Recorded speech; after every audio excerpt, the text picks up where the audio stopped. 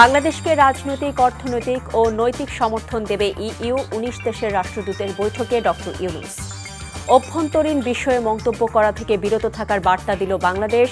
গঠনমূলক সম্পর্ক চায় ভারত। দুদক ও বিচার বিভাগ হাসিনার দাসে পরিণত হয়েছিল, আইন উপদেষ্টা দুষ্টের লালন করেছে দুদক। সিরিয়া ইস্যুতে নতুন মোড়, মস্কোয় উড়ল বিদ্রোহীদের পতাকা, দামেস্কে মিলেছে গোপন কারাগারের সন্ধান।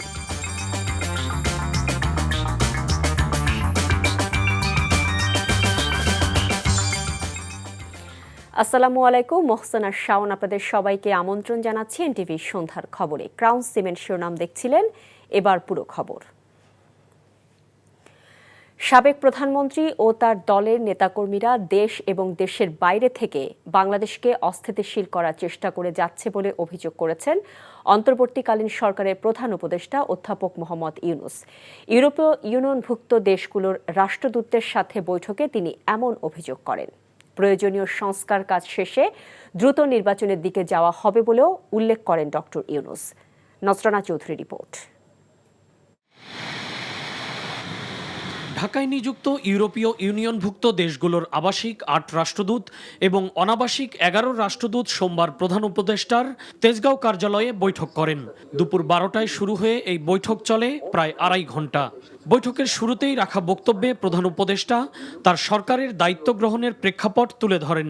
জানান, তারা একটি ভঙ্গুর অর্থনীতি এবং অব্যবস্থাপনায় ভরা দেশ পেয়েছিলেন। সেই অবস্থা থেকে বাংলাদেশ অনেকটাই ঘুরে দাঁড়িয়েছে বলেও জানান ডক্টর ইউনূস। তবে গণঅভ্যুত্থানের মাধ্যমে দেশ ত্যাগে বাধ্য হওয়া সাবেক প্রধানমন্ত্রী এখনও দেশকে অস্থিতিশীল করার চেষ্টা করে যাচ্ছেন বলেও অভিযোগ করেন তিনি।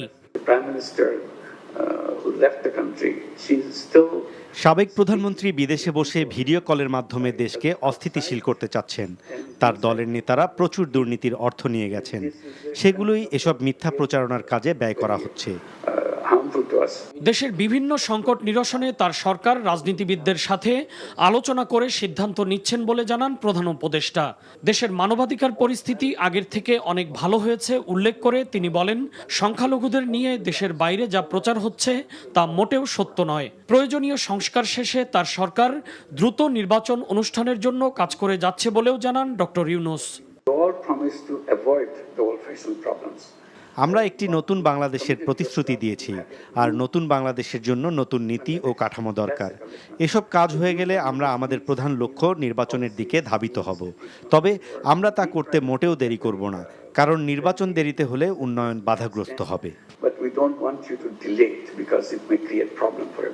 দেশের অর্থনৈতিক উন্নয়নে ইউভুক্ত দেশগুলোর কাছে আর্থিক ও কারিগরি সহযোগিতা কামনা করেন প্রধান উপদেষ্টা।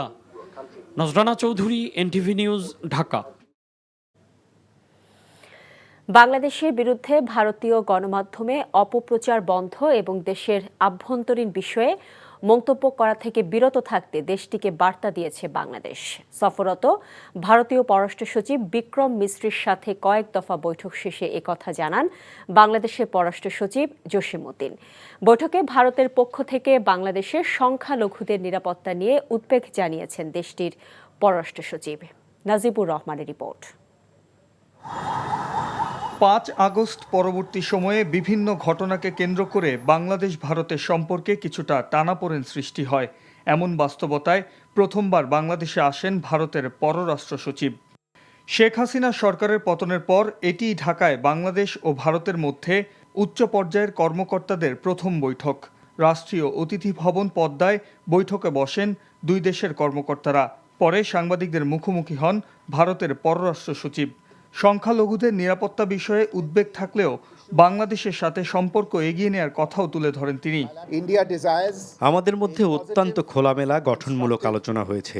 আমি জোর দিয়ে বলেছি যে ভারত বাংলাদেশের সঙ্গে একটি ইতিবাচক, গঠনমূলক এবং পারস্পরিক স্বার্থ সংশ্লিষ্ট সম্পর্ক চায়। আমি সংখ্যালঘুদের নিরাপত্তা ও কল্যাণের সঙ্গে সম্পর্কিত আমাদের উদ্বেগগুলো জানিয়েছি। আমরা সাংস্কৃতিক, ধর্মীয় ও কূটনৈতিক সম্পত্তির উপর হামলার কিছু দুঃখজনক ঘটনা নিয়েও আলোচনা করেছি। আলাদা ব্রিফিংয়ে বাংলাদেশের পররাষ্ট্র সচিব জানান, সংখ্যালঘুদের নিরাপত্তা নিয়ে অপপ্রচারের সুযোগ নেই। বৈঠকে বাংলাদেশের অভ্যন্তরীণ বিষয়ে মন্তব্য করা থেকে বিরত থাকতে ভারতকে বার্তা দেয়া হয়েছে। এটা আমরা তো জোরালোভাবে বলেছি, এটি আমাদের অভ্যন্তরীণ বিষয়, এবং আমাদের অভ্যন্তরীণ বিষয়ে অন্য দেশের মন্তব্য সমীচীন নয়। আমি ভারতের পররাষ্ট্র সচিবকেও স্মরণ করিয়ে দিয়েছি যে বাংলাদেশ অন্য দেশের অভ্যন্তরীণ বিষয়ে মন্তব্য করা থেকে বিরত থাকে এবং অন্যান্য দেশেরও একই ধরনের শ্রদ্ধাবোধ আমাদের প্রতি দেখানো উচিত। এছাড়াও ভারতে আশ্রয় নিয়ে শেখ হাসিনা রাজনৈতিক বক্তব্য দিচ্ছেন। বিষয়টি সুখকর নয় বলেও ভারতের পররাষ্ট্র সচিবকে জানিয়েছে বাংলাদেশ। প্রাক্তন প্রধানমন্ত্রী তিনি ভারতে অবস্থান করে যে সমস্ত বক্তব্য রাখছেন সেই বক্তব্যের প্রতি আমরা তাদের দৃষ্টি আকর্ষণ করেছি। আপনারা গতকালে শুনেছেন তিনি একটি বক্তব্য দিয়েছেন এবং সেই বক্তব্যটি সরকার পছন্দ করছেন না এবং তারা যে কথাটা বলেছেন যে her presence does not have any bearing on our relations. সাম্প্রতিক উত্তেজনা কাটিয়ে দ্রুতই অতীতের মতো দুদেশ ইতিবাচক ও গঠনমূলক সম্পর্ক উন্নয়নে কাজ করে যাবে বলেও আশা প্রকাশ করেন তিনি। মাননীয় পররাষ্ট্র উপদেষ্টা নাজিবুর রহমান, এনটিভি নিউজ, ঢাকা। শেখ হাসিনার সময় দুদক ও বিচার বিভাগ দাসে পরিণত হয়েছিল বলে মন্তব্য করেছেন আইন উপদেষ্টা আসিফ নজরুল। বলেন, শেখ হাসিনার পুরো পরিবার দুর্নীতি করলেও তাদের বিরুদ্ধে ব্যবস্থা না নিয়ে মিথ্যা অভিযোগে খালেদা জিয়ার বিরুদ্ধে মামলা করে দুদক। দ্রুতই দুদক কমিশন গঠন করা হবে বলে তিনি জানান। একই অনুষ্ঠানে টিআইবির নির্বাহী পরিচালক ইফতেখারুজ্জামান বলেন, দুদকের অনাচার দুর্নীতি দেখে তিনি বিব্রত। আবির আহমেদের রিপোর্ট। এক ভিন্ন প্রেক্ষাপটে দেশে এবার পালিত হচ্ছে আন্তর্জাতিক দুর্নীতি বিরোধী দিবস। সরকার গঠিত তদন্ত কমিটি অর্থনৈতিক খাতের শ্বেতপত্র প্রকাশ করেছে, যেখানে দেখানো হয়েছে দুর্নীতির মাধ্যমে অর্জিত ২৮ লাখ কোটি টাকা পাচার হয়েছে।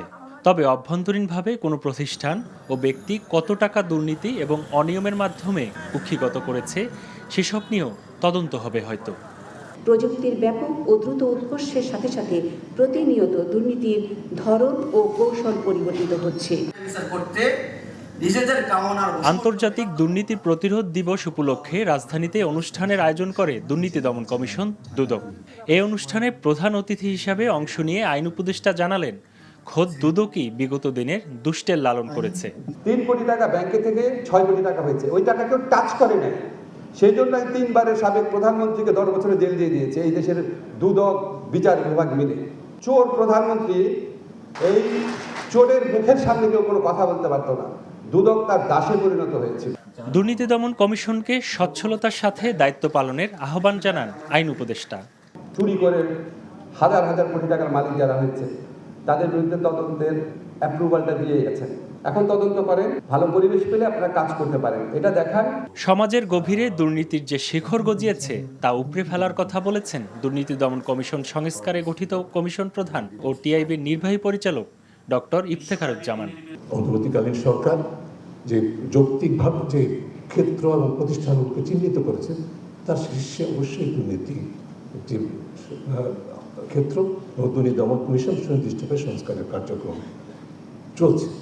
এদিকে ধানমন্ডির মাইডাস সেন্টারে আন্তর্জাতিক দুর্নীতি বিরোধী দিবস উপলক্ষে কার্টুন প্রতিযোগিতার বিজয়ীদের পুরস্কার বিতরণ করা হয়। পরে চিত্র প্রদর্শনীর উদ্বোধনও করা হয়।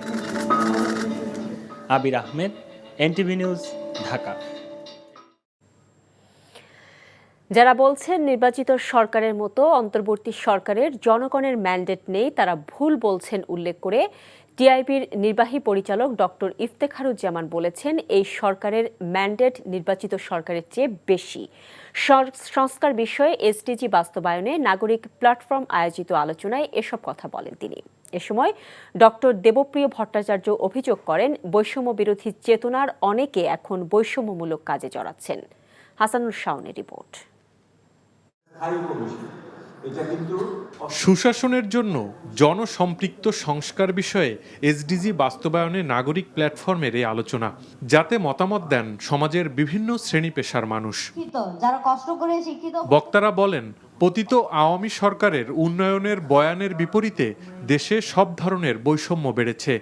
জুলাই আগস্ট বিপ্লবের পর যারা ক্ষমতায় এসে গেছেন বলে ভাবছেন, তাদের মধ্যে সে আন্দোলনের চেতনার প্রতিফলন নেই। পরিবর্তন তো বড় হয়েছে 5ই আগস্ট, এবং একটা সুযোগ কিন্তু সৃষ্টি হয়েছে এবং এইটাকে কাজে লাগাতে হবে। একটা নির্বাচন করেই তো শেষ করা যাবে না, একদম সারাক্ষণিক একটা তাদেরকে একটা দায়বদ্ধতার মধ্যে রাখা, তাদের উপরে নজর রাখা, সেটার দায়িত্বটা কিন্তু আমাদের নাগরিকদেরই আছে। বৈষম্য বিরোধী আন্দোলনের সফলতার পর অনেকের ভূমিকা নিয়েও সমালোচনা করেন বক্তারা। আমরা লক্ষ্য করছি এই মুহূর্তে বৈষম্য বিরোধী চেতনার পক্ষের শক্তিদের ভিতরে কেউ না কেউ আমরা লক্ষ্য করছি যারা বিভিন্ন ধরনের বৈষম্যকে টিকিয়ে রাখার পক্ষে বিভিন্ন রকমের যুক্তিতর্ক দিচ্ছে। এই সুযোগে দেশের নির্বাচন ব্যবস্থা এবং রাজনৈতিক সংস্কৃতির পরিবর্তন আনার তাগিদ দেন বিশিষ্টজনরা। বড় চ্যালেঞ্জ হলো মনোনয়ন বাণিজ্য, অর্থ, কোটি কোটি টাকা যে, শত কোটি টাকা যে লেনদেন হয়, এটা কিভাবে আমরা করব, এটা কিভাবে নিয়ন্ত্রণ করব, এবং এটা যদি নিয়ন্ত্রণ করতে হয় তাহলে আমাদের রাজনীতিবিদদেরই এই দায়িত্ব নিতে হবে। বক্তারা বলেন, আওয়ামী শাসনামলে দুর্নীতি করতেই দেশে কর্তৃত্ববাদ প্রতিষ্ঠিত হয়েছিল। অনেকে মনে করেন যে অন্তর্বর্তীকালীন সরকার নির্বাচিত সরকার নয়, তাদের ক্ষমতার ভিত্তি নাই। মিসনোমার। যেই ম্যান্ডেট নিয়ে অন্তর্বর্তীকালীন সরকার ক্ষমতায় বসেছে, তাকে দেয়া হয়েছে, এটা অভূতপূর্ব। এটা কোনো নির্বাচিত সরকারেরও নাই। দেশ সংস্কারের যে সুযোগ তৈরি হয়েছে তা কাজে লাগানোর আহ্বান জানান এসডিজি বাস্তবায়নে নাগরিক platform. Hasanul Shaon, NTV news, Dhaka. জরুরি সংস্কার শেষে নির্বাচনের আয়োজন করতে অন্তর্বর্তীকালীন সরকারের 3 থেকে 4 মাসের বেশি সময় ব্যয় হওয়ার কথা নয় বলে মন্তব্য করেছেন বিএনপির স্থায়ী কমিটির সদস্য সালাউদ্দিন আহমেদ। বিকেলে গুলশানে বিএনপির চেয়ারপারসনের কার্যালয়ে সংবাদ সম্মেলনে একথা বলেন তিনি। সালাউদ্দিন আহমেদ বলেন, আগামী 2রা জানুয়ারি ভোটারদের একটি খসড়া তালিকা প্রকাশ হওয়ার সম্ভাবনা রয়েছে। পাশাপাশি নির্বাচনী অফিস, নির্বাচনী কর্মকর্তা কর্মচারী, পোলিং এজেন্ট নিয়োগ প্রক্রিয়া শেষ করতে 2 থেকে 3 মাস সময় লাগতে পারে। এছাড়া আরও কিছু কাজ আছে। সব মিলিয়ে অন্তর্বর্তীকালীন সরকারের নির্বাচন আয়োজন করতে 3 থেকে 4 মাসের বেশি সময় লাগার কথা নয়। নির্বাচন কমিশন সহ অন্যান্য সংস্কার বিষয়ে সালাউদ্দিন আহমেদ আরও বলেন, অধিকাংশ সংস্কারে জনগণের একাত্মতা থাকবে।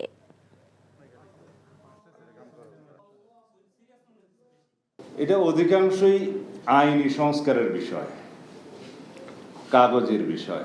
ভোটার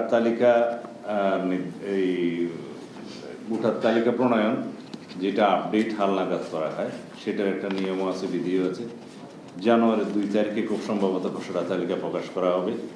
তারপরের যে কাজগুলো, এগুলো সবগুলো গোছাতে প্র্যাকটিক্যালি 2 থেকে 3 মাসের বেশি সময় লাগার কথা নয়। এখন সরকারের সংস্কারের আরো বিভিন্ন সাইড আছে, প্রশাসনিক সংস্কার আছে, জুডিশিয়াল সংস্কার আছে, পুলিশ সংস্কার আছে। এগুলো সমন্বিত করে এটি নির্বাচন উপহার দিতে আমাদের মনে হয় না এটা খুব বেশিতে 3 থেকে 4 মাসের বেশি সময় লাগার কথা। খোলা ও বোতলজাত সয়াবিন তেলের দাম লিটার প্রতি 8 টাকা বাড়িয়ে যথাক্রমে 157 ও 175 টাকা নির্ধারণ করা হয়েছে। সংশ্লিষ্ট ব্যবসায়ীদের সাথে বৈঠক শেষে বিকেলে সচিবালয়ে আয়োজিত সংবাদ সম্মেলনে একথা জানানো হয়। পাম অয়েলটা নিয়ে আমরা আলোচনা করিনি। আমাদের বটলের এমআরপি বটল প্রাইস হচ্ছে 175 টাকা, আর খোলাটা হচ্ছে 157 টাকা। এটা ছিল বটলে ছিল হচ্ছে 167 টাকা, আর লুজে ছিল 149 টাকা। স্থানীয় যারা ডিলার বা ডিস্ট্রিবিউটর যারা আছেন, ওনারাও আন্তর্জাতিক বাজারের মূল্য সম্পর্কে সার্বিকভাবে অবহিত। সো ওনাদের হয়তো বা এরকম একটা আকাঙ্ক্ষা ছিল যে মূল্যের একটা কারেকশন আসতে পারে। সো এই কারেকশনের কারণে হয়তো অনেকে বাজারে বিলম্ব ঘটিয়েছেন। এই বিলম্বজনিত কারণে বাজারে সরবরাহের কিছু ঘাটতি ছিল। আমরা আশা করি এই বিলম্বটার আর কোনো কারণ নেই।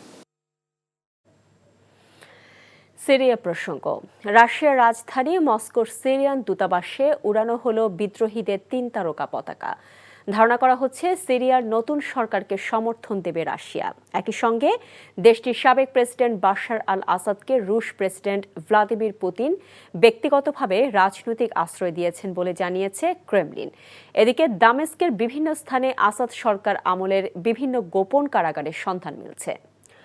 ভারতীয় আগ্রাসন ও বাংলাদেশের বিরুদ্ধে তথ্য সন্ত্রাসের প্রতিবাদে আগামী বুধবার আগরতলা অভিমুখে লং মার্চের কর্মসূচি দিয়েছে বিএনপির ৩ সহযোগী সংগঠন যুবদল, ছাত্রদল ও স্বেচ্ছাসেবক দল। নয়াপল্টন থেকে বুধবার সকালে শুরু হবে কর্মসূচি। আখাউড়া সীমান্ত পর্যন্ত যাবে এই লং মার্চ। আজ সংবাদ সম্মেলনে কর্মসূচি ঘোষণা করেন যুবদলের সভাপতি আব্দুল মোনায়েম মুন্না। বলেন, স্বৈরাচার শেখ হাসিনার পতনের পর কাল্পনিক ও ভিত্তিহীন সংখ্যালঘু নির্যাতনের প্রোপাগান্ডা ছড়িয়ে বাংলাদেশের জনগণের বিরুদ্ধে অবস্থান নিয়েছে ভারত। শেখ হাসিনাকে নিজেদের ভূমি ব্যবহার করে ভারত ছাত্র জনতার সরকারকে বিব্রত করার সুযোগ দিয়েছে বলেও অভিযোগ করেন তিনি। বলেন, দেশটির রাজনীতিবিদরা বাংলাদেশের অভ্যন্তরীণ বিষয়ে অযাচিত মন্তব্য করছে। ভারতীয় প্রচার মাধ্যমে বাংলাদেশ সম্পর্কে অপপ্রচারের নিন্দাও জানান মুন্না। ভারতীয় মিথ্যা তথ্য সন্ত্রাসের প্রতিবাদ, ভারতীয় আগ্রাসনের বিরুদ্ধে আমরা জনগণকে ঐক্যবদ্ধ করে আমরা ঢাকা থেকে আগরতলার অভিমুখে লং মার্চের ঘোষণা দিচ্ছি, যেটা 11ই ডিসেম্বর আমরা পল্টন সকাল পল্টন থেকে জমায়েত হয়ে আমরা এখান থেকে আমাদের লং মার্চ, শান্তিপূর্ণ লং মার্চ আখাউড়া সীমান্ত পর্যন্ত আমরা যাব। বাংলাদেশের সর্বস্তরের ছাত্র, যুবক এবং স্বেচ্ছাসেবী জনতাকে এই লং মার্চে অংশগ্রহণের আহ্বান জানাচ্ছি।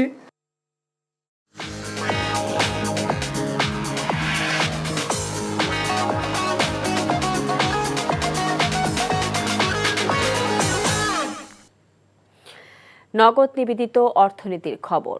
বাজার পরিস্থিতি উন্নতি না হলে কর হার আগের অবস্থায় ফিরিয়ে নেওয়া হবে বলে জানিয়েছেন জাতীয় রাজস্ব বোর্ড এনবিআর এর চেয়ারম্যান মোহাম্মদ আব্দুর রহমান খান।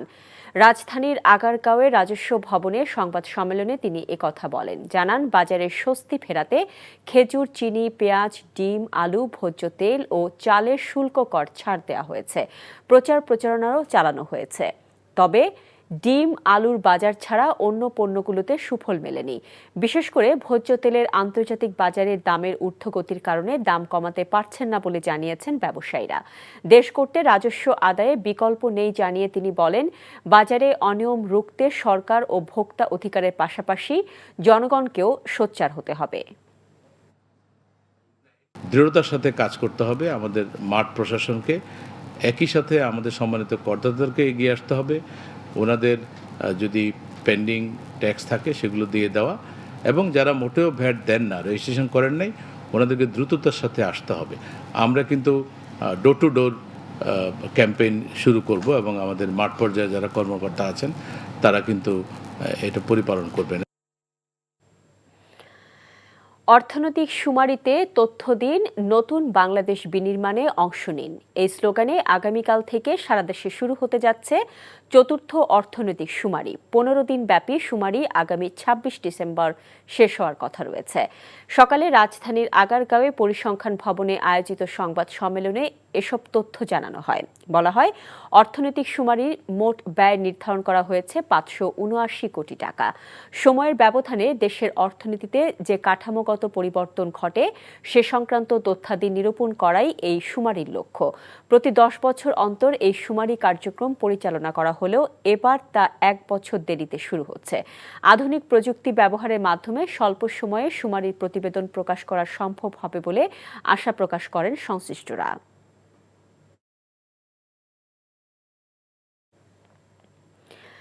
বিগত 15 বছরে আওয়ামী লীগ শাসনামলে প্রায় 90,000 পুলিশকে চাকরিবিধি লঙ্ঘন করে নিয়োগ দেওয়া হয়েছে বলে জানিয়েছেন ঢাকা মহানগর পুলিশ কমিশনার শেখ সাজ্জাদ আলী। সকালে ডিএমপি মিডিয়া সেন্টারে সংবাদ সম্মেলনে তিনি বলেন, জনগণের মতামত নিয়ে পুলিশি সেবা নিশ্চিতে এলাকাভিত্তিক উঠান বৈঠক করবে পুলিশ। থানায় সাধারণ ডায়েরি হলে কয়েক ঘন্টার মধ্যে তা গ্রহণ করতে আলাদা টিম গঠন করা হচ্ছে বলেও তিনি জানান। যানজট নিয়ন্ত্রণে বিশেষ গুরুত্ব দেওয়া হচ্ছে জানিয়ে ব্যাটারি চালিত রিকশা সীমিত করাকে চ্যালেঞ্জ হিসেবে দেখছে পুলিশ বাহিনী। ছাত্র জনতার গণ অভ্যুত্থানে পুলিশের নেতিবাচক ভূমিকার জন্য দেশবাসীর কাছে দুঃখ প্রকাশ করেন ডিএমপি কমিশনার। পাবেন যেখানে আপনি আপনার বাসা থেকে বেরোলেই গত 15 বছরের যে রিক্রুটমেন্ট হয়েছে, স্ক্রুটিনি করে উনি বা সে কোন দলের লোক, তার বাবা কোন দলের লোক, 2 লক্ষ পুলিশ অফিসার হয়, তার ভিতরে 80 থেকে 90,000 এরূপভাবে রিক্রুটেড। ঢাকাবাসীর সহযোগিতা ছাড়া আমাদের পক্ষে কিছুই করা সম্ভব হবে না। সমাজ থেকে যদি প্রতিরোধ গড়ে তোলা না হয়, আপনারা চাঁদা দিবেন না। যারা চাঁদা নিতে আসে তারা কি করে আমরা দেখতে চাই। সারা দেশের অধস্তন আদালতে প্রায় অর্ধশত বিচারক ও বিচার বিভাগীয় কর্মকর্তার সম্পদ ও দুর্নীতির তদন্ত চেয়ে হাইকোর্টে রিট দায়ের করা হয়েছে। সুপ্রিম কোর্টের আইনজীবী অ্যাডভোকেট মোহাম্মদ আমিমুল এহসান জুবায়ের এই রিট দায়ের করেন। গত 16 অক্টোবর একটি জাতীয় দৈনিকে অবিশ্বাস্য সম্পদ অর্ধশত বিচারক কর্মকর্তার অ্যাকাউন্টে শত কোটি টাকা অনেকের শিরোনামে প্রতিবেদন প্রকাশিত হয়। ওই প্রতিবেদনে সংযুক্ত করে রিটটি দায়ের করা হয়। প্রতিবেদনে বলা হয়, বিচার বিভাগের অর্ধশতাধিক কর্মকর্তার অবিশ্বাস্য সম্পদের তথ্য প্রমাণ পেয়েছে দুর্নীতি দমন কমিশন। বিচারপতি ফারা মাহবুব ও বিচারপতি দেবাশিস রায় চৌধুরীর হাইকোর্ট বেঞ্চে রিট আবেদনটির উপর শুনানি হতে পারে বলে জানিয়েছেন রিটকারী আইনজীবী।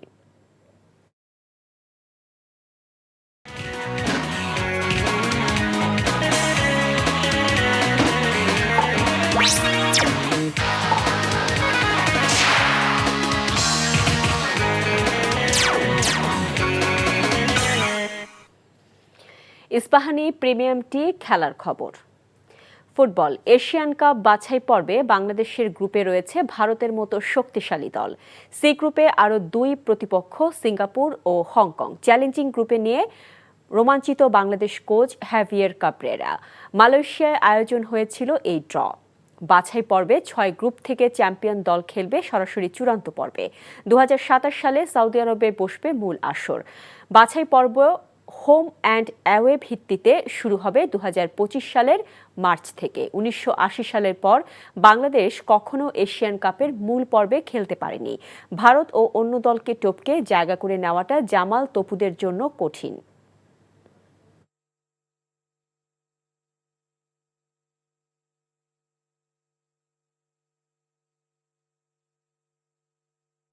I think it's a very exciting group. ড্রয়ে আমরা চ্যালেঞ্জিং গ্রুপে পড়েছি, কিন্তু এই গ্রুপ নিয়ে আমি ভীষণ রোমাঞ্চিত। বিশেষ করে ভারতের বিপক্ষে অসাধারণ এক ম্যাচের অপেক্ষায় আছি। ক্রিকেট শেষ পর্যন্ত হোয়াইট ওয়াশি হলো নিজের মাঠে বাংলাদেশের মেয়েরা। ওয়ানডেতে যে নিগারদের দারুণ ফর্মে দেখা গিয়েছিল, টি-20 সিরিজে আয়ারল্যান্ডের নারীদের বিপক্ষে খুঁজেই পাওয়া গেল না স্বাগতিক মেয়েদের। সিলেটে তৃতীয় ও শেষ টি-20তে 4 উইকেটে হেরেছে বাংলাদেশ। আর এর সাথে শেষ করছি সন্ধ্যার খবর। তবে যাবার আগে ক্রাউন সিমেন্ট শিরোনামগুলো জানিয়ে যাব আরও একবার। বাংলাদেশকে রাজনৈতিক, অর্থনৈতিক ও নৈতিক সমর্থন দেবে ইইউ। 19 দেশের রাষ্ট্রদূতদের বৈঠকে ডক্টর ইউনূস। অভ্যন্তরীণ বিষয়ে মন্তব্য করা থেকে বিরত থাকার বার্তা দিল বাংলাদেশ। গঠনমূলক সম্পর্ক চায় ভারত। দুদক ও বিচার বিভাগ হাসিনার দাসে পরিণত হয়েছিল, আইন উপদেষ্টা দুষ্টের লালন করেছে দুদক। সিরিয়া ইস্যুতে নতুন মোড়, মস্কোয় উড়ল বিদ্রোহীদের পতাকা, দামেস্কে মিলছে গোপন কারাগারের সন্ধান।